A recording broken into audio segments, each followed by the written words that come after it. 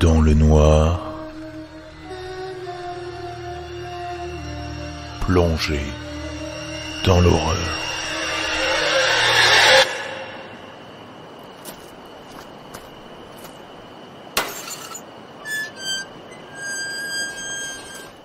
Comme énormément de monde, j'aime les parcs d'attractions.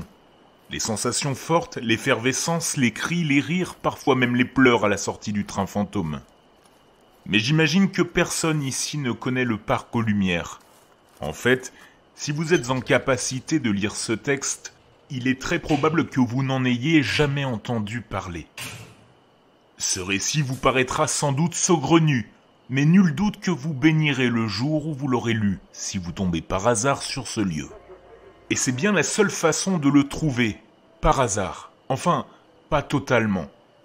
D'après mes recherches, on tombe sur le parc lorsque l'on traverse des périodes difficiles. Décès d'un proche, rupture douloureuse, état dépressif plus ou moins avancé. C'est comme si une force inconnue, le destin diront certains, plaçait le parc aux Lumières sur notre chemin en ces temps amers, comme pour nous réconforter. D'une drôle de manière, vous en conviendrez au fil du récit.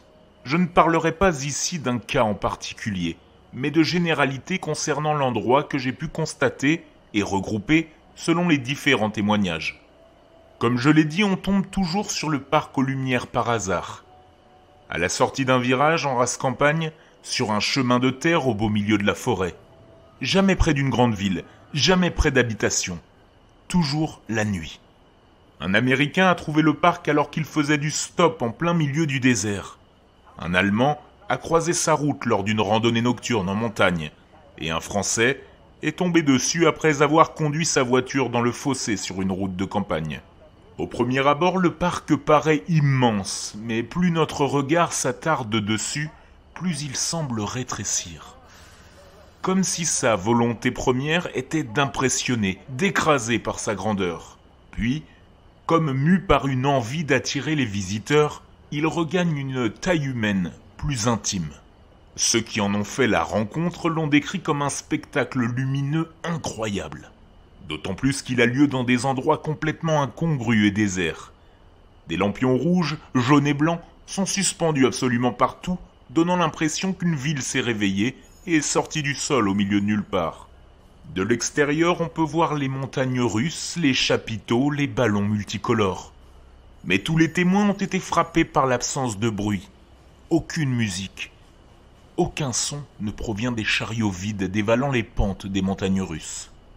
Bien que les témoins aient démontré une certaine curiosité, ils ne se sentaient pas irrémédiablement attirés par les lieux. Il n'y a aucun sortilège qui les aurait poussés à s'enfoncer dans le parc aux Lumières. Tous y sont entrés de leur plein gré, et quelques-uns ne sont même pas allés jusque-là. Un Japonais, par exemple, qui avait croisé la route du parc une nuit entre Tokyo et Osaka, a déclaré s'être arrêté au seuil de l'entrée, puis avoir fait demi-tour, car il avait cru que l'endroit était fermé. Nulle obligation de pénétrer dans le parc, donc. Concentrons-nous donc sur ceux qui sont allés à l'intérieur. C'est quand on pénètre dans le parc qu'on commence finalement à entendre quelque chose. Une musique lointaine, un écho presque. Comme si le son provenait d'un haut-parleur dont on aurait réduit le volume au minimum. Ce qui frappe le plus dans cet endroit, c'est l'absence de monde. Il n'y a absolument personne. Pas de queue devant le stand de pop-corn ou devant le train fantôme. Pourtant, toutes les attractions sont ouvertes. Le tir au pigeon attend que quelqu'un vienne tenter sa chance. Les boîtes de conserve empilées du jeu de massacre patientent dans l'attente d'être chahutées par une balle. Là aussi, il n'y a aucun personnel. Le parc fonctionne seul. Les témoins décrivent alors, tous sans exception, une sensation étrange qui s'empare d'eux. Ils ont soudainement l'impression que ce parc n'est pas là par hasard. Plus précisément, et sans pouvoir l'expliquer, que le parc aux Lumières est ici pour eux. Ils ressentent aussi que, pour une raison inconnue, ils ont quelque chose de bénéfique à retirer de cette aventure. Alors, naturellement, on s'avance plus loin dans le parc. On déambule sans vraiment avoir de but dans les allées vides, toujours bercés par cette musique lointaine. Et on entre dans une attraction. C'est à partir de ce moment-là que les choses prennent une autre tournure. une seconde émotion s'immisce alors en nous, d'après les témoins. Une sorte d'obligation implicite. On ne doit pas sortir avant d'avoir fait toutes les attractions. Quelque chose nous fait ressentir que partir à ce stade-là pourrait s'avérer dangereux. La nature de la menace demeure inconnue mais bien présente en nous, alors on enchaîne les attractions qui sont étonnamment peu nombreuses. Le parc aux Lumières est beaucoup plus petit une fois que l'on pénètre à l'intérieur, et plus on enchaîne les manèges, plus l'ambiance des lieux change. Une fois le Grand 8 effectué, certains stands se retrouvent fermés. Et après être allés au train fantôme, les lumières de l'entrée s'éteignent. C'est généralement après la seconde attraction qu'apparaissent d'ailleurs les panneaux « Respectez la règle ». Disséminés un peu partout, ils semblent rappeler à l'ordre les visiteurs, leur rappelant une injonction dont ils ignorent tout. À la fin de la balade des amoureux, en descendant des bateaux en forme de cygne, il n'y a plus de musique. En fin de compte, au fur et à mesure que l'on enchaîne les attractions, le parc devient austère. On a de plus en plus l'impression d'être un intrus. Plus exactement, on a l'impression de se trouver quelque part où on ne devrait pas être. Une fois passée la dernière attraction, les choses varient selon les témoignages. Ainsi, 2 Américains ont déclaré être ressortis du parc par l'entrée, comme on le ferait normalement. Un Suisse s'est endormi sur un banc et s'est réveillé allongé sous un abribus. Un Mexicain a dit avoir vu une immense lumière, puis avoir repris connaissance sur le quai d'une gare. Mais ils avaient tous l'impression que quelque chose en eux avait changé, en bien ou en mal. Sur 60 témoins, 38 ont déclaré que leur vie était restée la même après les faits. 12 ont vu leur situation s'améliorer. Chance en amour, richesse, promotion professionnelle. La vie a pris un tournant heureux pour ceux-ci. Et 10 autres sont tombés dans la dépression, la maladie voire la démence. Selon leurs déclarations et celles de leurs proches, les lumières vives leur faisaient mal aux yeux. Le moindre bruit les faisait sursauter, et l'odeur de la barbe à papa les plongeait dans le mutisme. Sur ces 10 personnes, 5 se sont suicidées. Bien sûr, on ne peut relier formellement ces changements de situation à la rencontre avec le parc aux Lumières. Ce ne sont que de simples constatations. Néanmoins, avec toutes les infos que j'ai compilées, j'ai compris que tout le monde, à une période de sa vie, où ses défenses sont au plus bas, peut tomber sur le parc aux Lumières. Si vous pensez pouvoir en retirer quelque chose de bénéfique, libre à vous d'y entrer. Toutefois, lisez bien le message qui suit. Avec toutes ces confessions, j'ai pu établir une sorte de notice pour que les choses se passent bien. J'ai mis en commun les témoignages les plus heureux, comme ils possédaient plus de similarités que ceux plus sombres. J'en ai déduit les choses à faire et celles à ne pas faire. Ceux qui s'en sont le mieux sortis ont commencé par le tunnel des amoureux. On peut y voir 3 spectacles de poupées. La première scène montre l'amour naissant entre un homme et une femme. La seconde voit le couple se séparer. Mais lorsque le bateau sur lequel vous vous trouvez passera la 3e porte, fermez les yeux. Vous entendrez des bruits très forts, certains si près de vous que vous sentirez votre corps trembler. Un mélange de musique dissonante et de hurlements, disent certains. Quoi qu'il arrive, n'ouvrez pas les yeux. Des 5 personnes qui se sont suicidées, toutes avaient désobéi. Montez ensuite dans le Grand 8. Vous le trouverez étonnamment silencieux car le chariot ne fait aucun bruit lorsqu'il se déplace sur les rails. Vous non plus, ne faites aucun bruit. J'expliquerai ce point plus en détail un peu plus tard. Le manège n'est pas très haut. Il ne sera donc pas difficile de retenir vos cris en cas de sensation forte. Arrive ainsi un phénomène assez étrange, qui n'a pas été vécu par tous les témoins de la même façon. Pour certains, le tour de Grand 8 a duré des heures. D'autres ont rapporté qu'ils n'avaient même pas eu l'impression d'avoir parcouru les rails jusqu'à la fin. En fait, ils ne se souviennent même pas d'être descendus de l'attraction.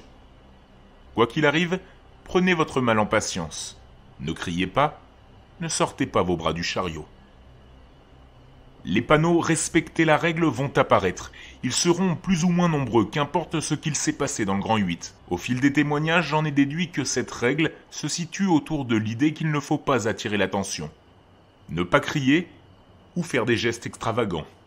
Surtout que plus l'heure avance, moins il ne semble que votre présence soit la bienvenue. Quant à ce qui arriverait si vous ne respectiez pas cette injonction, je n'en ai aucune idée. Il n'y a qu'un seul cas dans lequel une personne a crié lors du Grand 8. Un Italien qui est entré dans le parc avec son petit frère. Ce qui en fait d'ailleurs le seul cas où 2 personnes sont entrées en même temps. Lors du tour, le plus jeune a crié, impressionné par la descente. Ils sont ensuite enchaînés les attractions, mais les lumières se sont éteintes bien plus vite que ce qu'ont rapporté les autres témoins. Lorsqu'ils en eurent fini avec le parc, l'Italien rapporta qu'un voile noir était passé devant ses yeux et qu'il s'était retrouvé à marcher au bord de la route, seul. Il n'a jamais revu son petit frère. Ensuite, dirigez-vous vers le train fantôme et installez-vous dans un wagon. Concentrez-vous sur vous et n'ouvrez pas les yeux là non plus. De toute façon, il n'y a rien à voir. Le wagon se déplace dans l'obscurité la plus totale. À l'occasion, vous sentirez quelque chose vous frôler. Ne criez pas, respectez la règle. Vous ressortirez de l'autre côté au bout de quelques minutes. Bien que ce ne soit pas le manège le plus effrayant, les témoins affirment que ces quelques minutes sont celles durant lesquelles ils se sont sentis le plus en danger, sans toutefois pouvoir l'expliquer. La dernière attraction, c'est le carrousel. Si vous avez respecté l'ordre établi plus haut, il devrait s'agir du dernier manège encore allumé. Tout le reste du parc sera plongé dans le noir. Je ne sais pas si ce détail a quoi que ce soit en rapport avec leur bonne fortune, mais les 12 personnes qui s'en sont les mieux sorties étaient assises dans le carrosse de princesse. Ne prenez pas de risques et respectez toujours la règle. Vous me direz qu'il n'y a pas de quoi hurler de terreur sur un vieux carrousel. Vous auriez raison. Mais du coin de l'œil, il y a de fortes chances que vous apercevrez des choses bouger dans l'obscurité autour du manège. Il est possible que vous croirez voir s'agiter les chevaux de bois derrière vous. Peut-être qu'au loin, d'un coup d'œil fugace, vous verrez l'ours en train de jongler, ou le clown qui attend sagement les visiteurs derrière le comptoir du stand du jeu de massacre. Il arrivera peut-être que l'espace de quelques secondes, vous ne soyez pas seul dans le carrosse. Mais quoi qu'il arrive, respectez la règle. Après ça, vous serez normalement venu à bout du parc aux lumières, sain et sauf. Sortez comme vous le pouvez. Sinon, comme pour certains, le parc s'en chargera. Voilà tout ce que j'ai pu déduire des différents témoignages. Ce qui se passe ensuite est encore moins sûr. Bonheur, malheur, richesse, maladie, rien n'est garanti. Une chose l'est néanmoins, c'est que vous n'êtes pas obligé d'entrer dans le parc aux lumières. Pour ma part, je n'ai jamais croisé sa route, mais ma vie n'est pas terminée et elle me réserve sûrement des passages compliqués. Il y aura certainement des moments où je serai au plus bas.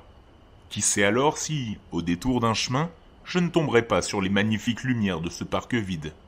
Si vous êtes vous-même dans une période sombre, je ne saurais trop vous conseiller que de ne pas vous promener dans des coins trop isolés quand le soleil a disparu derrière l'horizon. Quelque part, le parc aux lumières attend, patiemment, de croiser nos routes. Si cela arrivait, repensez à ce que vous venez de lire, et surtout, respectez la règle.